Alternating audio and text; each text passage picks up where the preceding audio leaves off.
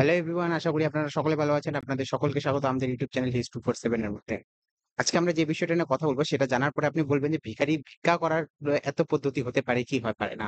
আপনারা সাইটে দেখতেই পাচ্ছেন, যাকে দেখতে পাচ্ছেন তাকে দেখে বুঝে গিয়েছেন যে আজকে কাকে নিয়ে আমরা আলোচনা করব। হ্যাঁ, আমরা আজকে আলোচনা করব পাকিস্তানকে নিয়ে।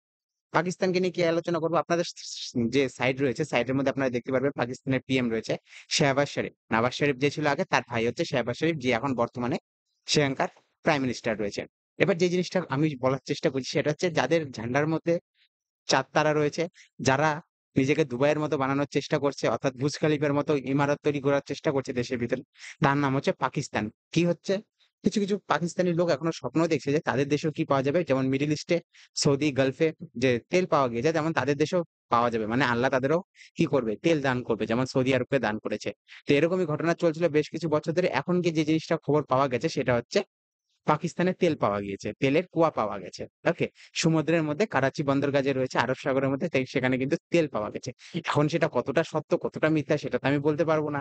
এবার সেটা জানার জন্য কিন্তু আজকে আমাদের সেশনটা দেখতে হবে। দেখুন, অ্যানালাইসিস করার আগে আমি বলে রাখি, পাকিস্তানের কথাতে বিশ্বাস করা আর বেসিক্যালি লটারি কেটে বড়লোক হওয়া দুটো একই ব্যাপার। ওকে, চলুন দেখা যাক কি জিনিসটা।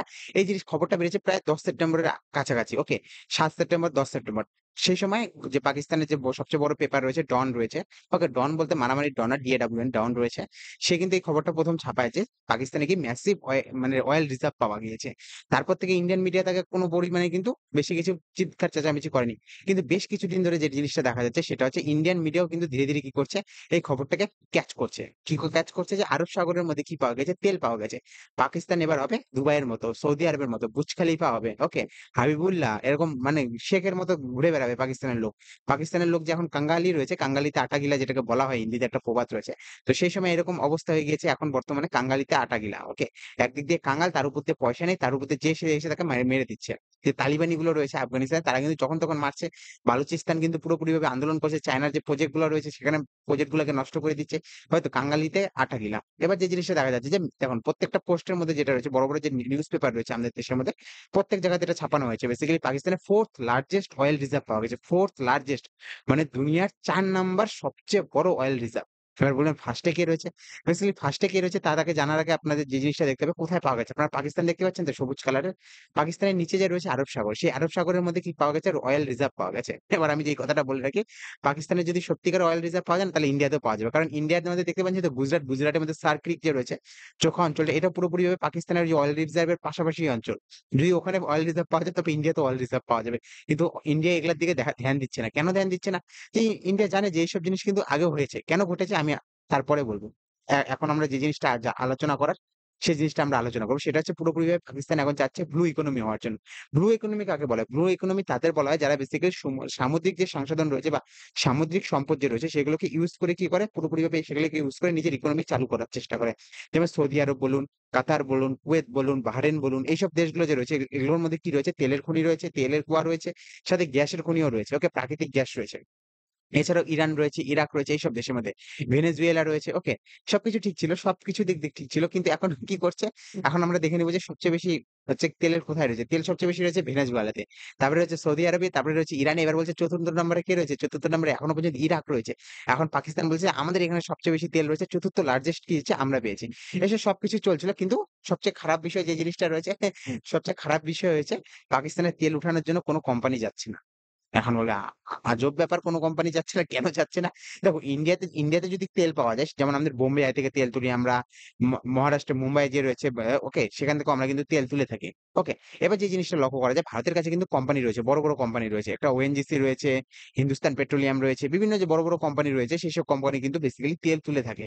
কিন্তু পাকিস্তানের মধ্যে এমন কোনো নিজস্ব কোম্পানি নেই, সরকারি কোম্পানি নেই যেগুলা তেল তুলে থাকে।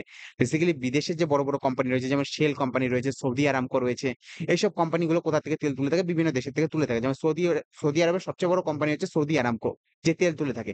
সৌদি আরামকোর সাথে কিন্তু ডিল রয়েছে মুকেশ আম্বানির রিলায়েন্সের। রিলায়েন্স কি করে, সৌদি আরামকো থেকে তেল কিনে এবং সেটাকে পরিশুদ্ধ করে। রিফাইনারি রয়েছে সবচেয়ে বড় জামনগরে।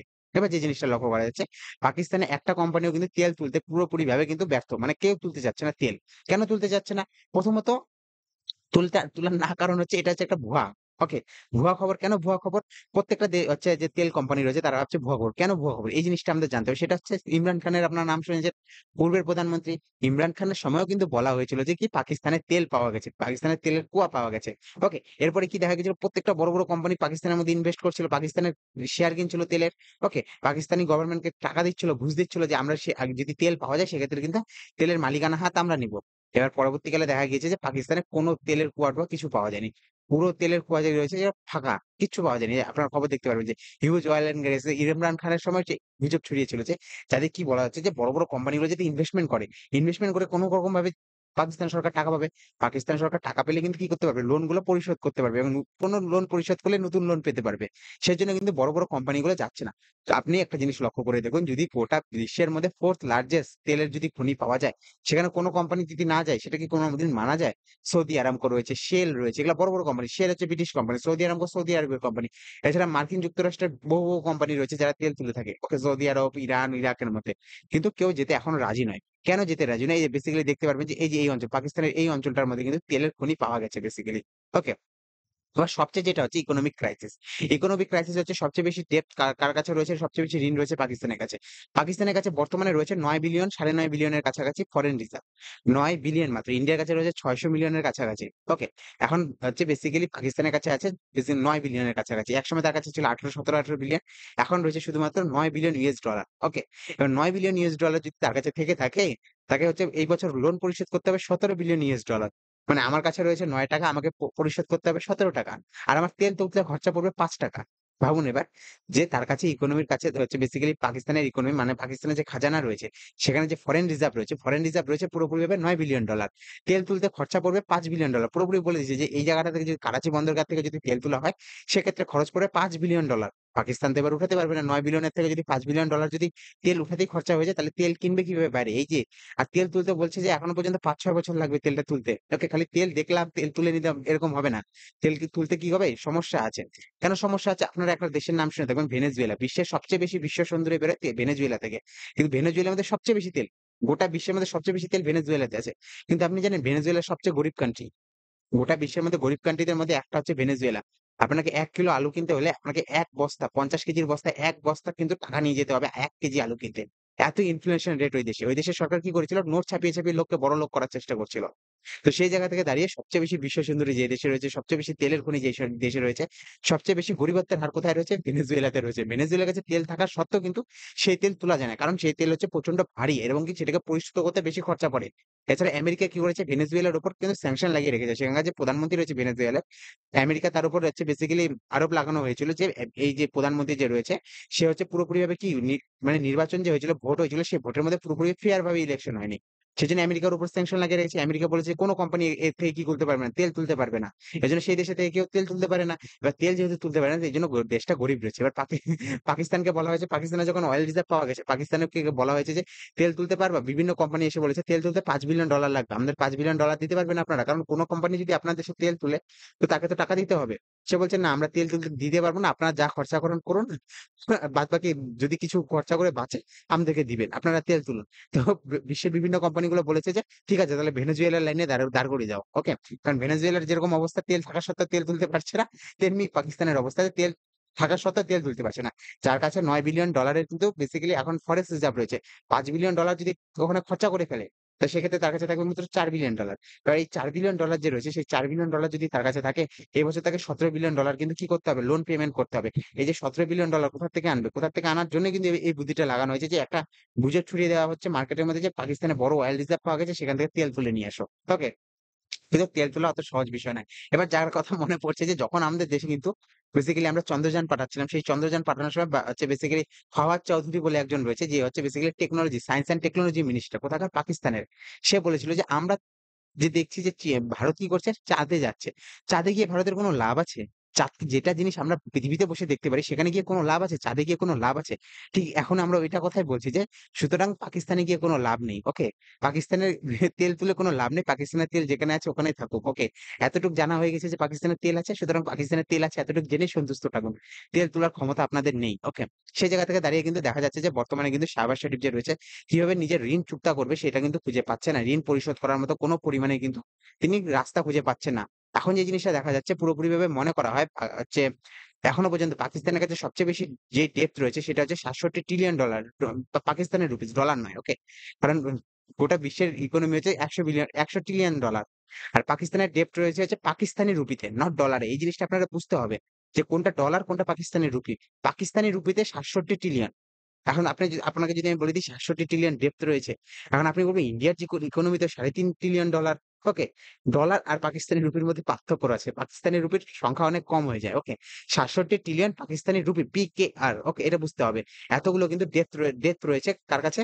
পাকিস্তানের কাছে এতগুলো ঋণের মধ্যে পড়ে আছে পাকিস্তান, তার মধ্যে থেকে এবার হচ্ছে কত টাকা লোন পরিশোধ করতে হবে? $17 বিলিয়ন, নয় পাকিস্তানি রুপি কিন্তু, ডলার, ওকে?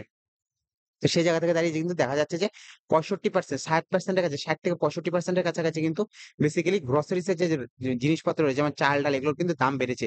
সেখানে এখনো পর্যন্ত 70% লোক এরকম রয়েছে যারা কিন্তু পুরোপুরি ভাবে কিন্তু ডবল চাকরি করছে, মানে পার্ট টাইম জব করছে, যাতে তাদের দিনখান চলে, কারণ জিনিসপত্রের এত দাম পাকিস্তানের মধ্যে। তার হচ্ছে যে জিনিসটা আমরা এখন লক্ষ্য করবো যে কোন দেশের কাছ থেকে সবচেয়ে বেশি পাকিস্তান লোন নিয়ে রেখেছে। সবচেয়ে বেশি লোন নিয়ে রেখেছে বেসিক্যালি ওয়ার্ল্ড ব্যাংকের কাছ থেকে।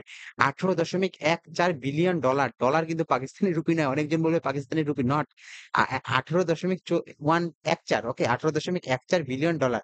তারপরে চীনের কাছ থেকে নিয়ে রেখেছে 14.5 billion dollar. Asian development bank যে রয়েছে বেসিক্যালি সেটার কাছে রেখে দিয়েছে হচ্ছে 14.20 বিলিয়ন ডলার। প্যারিস ক্লাব থেকে নিয়ে রেখেছে 9.7 বিলিয়ন ডলার। কমার্শিয়াল ব্যাংক থেকে নিয়ে রেখেছে 8.7 বিলিয়ন ডলার। এসএএফই থেকে নিয়ে রেখেছে 9 বিলিয়ন ডলার। এটা বেসিক্যালি চীনের ব্যাংক, চীনের থেকে নেওয়া হয়েছে। তো সেই জায়গা থেকে দাঁড়িয়ে কিন্তু দেখা যাচ্ছে যে পাকিস্তানের কাছে তেল থাকা সত্ত্বেও কিন্তু সেখানে কিন্তু পুরোপুরিভাবে তেল তুলতে পারছে না। তেল তুলতে না পারার আরেকটা সবচেয়ে বড় সমস্যা হচ্ছে যে দেখা গেল কোন একটা কোম্পানি তেল তুললো, এখন দেখা গেল পাকিস্তানের টেররিস্টরা কি করলো, সেই তেলের কুয়ার মধ্যে কিন্তু নিজের আধিপত্য স্থাপন করে নিল। যেমন আমরা ইরাক, ইরান এসব জায়গাতে দেখেছি, সিরিয়াতে দেখেছি। সিরিয়াতে বেশিরভাগ দেখছেন যে আল কায়দা যে রয়েছে, আল কায়দা, ISIS যে রয়েছে, তারা কিন্তু পুরোপুরিভাবে তেল বিক্রি করে নিজের অস্ত্র-শস্ত্র থেকে শুরু করে সব কামাই তাদের তেল বিক্রি করে হয়। ইরাক, ইরান, সিরিয়া এসব জায়গা যে রয়েছে সেই সব জায়গাতে যে বড় তেলের কুয়াগুলো রয়েছে সেগুলোকে কন্ট্রোল করে সব জঙ্গি সংগঠনগুলো। তো সুতরাং সেখান থেকে দাঁড়িয়ে কিন্তু কোনো দেশই চাবে না পাকিস্তানে গিয়ে তেল খুঁজতে। কারণ যেহেতু জঙ্গি সংগঠনগুলো আল কায়দার সাথে ISIS এর সাথে যুক্ত, যখন এখানে তেল খুঁজে পাওয়া যাবে সেক্ষেত্রে আল কায়দা, ISIS কিন্তু বলবে যে এই তেলের কুয়াগুলোকে কি করতে, পুরোপুরি কন্ট্রোল করে নিতে। এরপরে দেখা যাবে যে দেখা গেল তেলগুলো খুললো হচ্ছে আমেরিকা, নিয়ে মজা করছে হচ্ছে পাকিস্তানের ISIS যত জঙ্গি সংগঠন রয়েছে সেগুলো। তো সেই জায়গা থেকে দেখা যাচ্ছে যে পুরোপুরিভাবে কিন্তু না, পাকিস্তান কিন্তু ফেল হয়ে গেছে নিজের কিন্তু কাজ করতে।